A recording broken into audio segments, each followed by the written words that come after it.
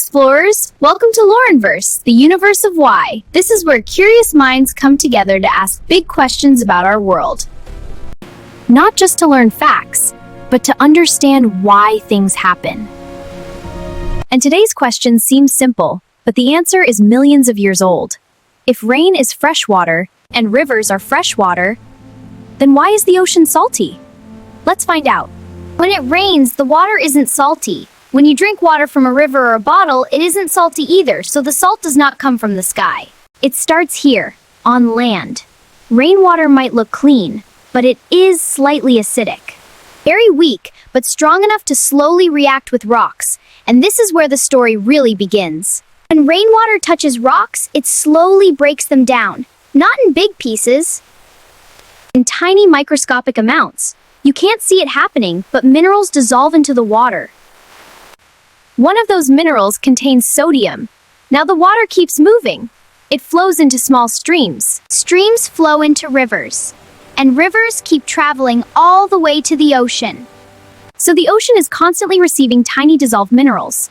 But something important happens when that water arrives. When river water reaches the ocean, it doesn't just stay there. The sun heats the surface. Water evaporates. It rises into the air and forms clouds. But salt does not evaporate. Salt stays behind. So imagine this happening again and again. Water flows in.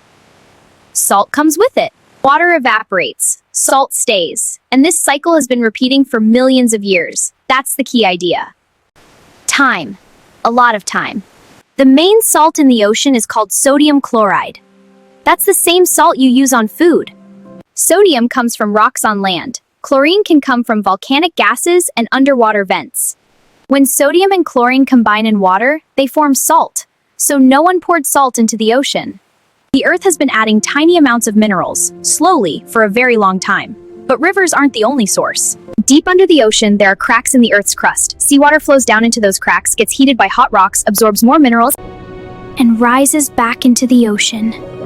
So salt enters the ocean from rivers above and from geological activity below. But now you might be wondering something important. If salt keeps being added, why isn't the ocean completely solid salt by now? Because there is balance. Some salt leaves the ocean system. Marine animals use minerals. Some salt becomes trapped in ocean floor sediments. Some gets buried in rocks. So salt goes in, and some salt goes out. This balance keeps the ocean at about 3.5% salt. That's why it tastes very salty, but it's still mostly water. Let's connect the whole story. Rain falls on rocks. Rocks release tiny minerals. Rivers carry those minerals to the ocean. Water evaporates. Salt stays behind. And this has been happening for hundreds of millions of years. The ocean is salty because of rocks, water, and time. Simple, but powerful. If you enjoyed this episode and learned something new, don't forget to like the video and subscribe to Lorinverse so you don't miss our next adventures. Turn on the notification bell because we explore a brand new why every episode. And now I want to hear from you. Did you already know the ocean is only 3.5% salt? Or did that surprise you? Write your thoughts in the comments. Your question might become our next episode. See you next time in Lorinverse, the universe of why.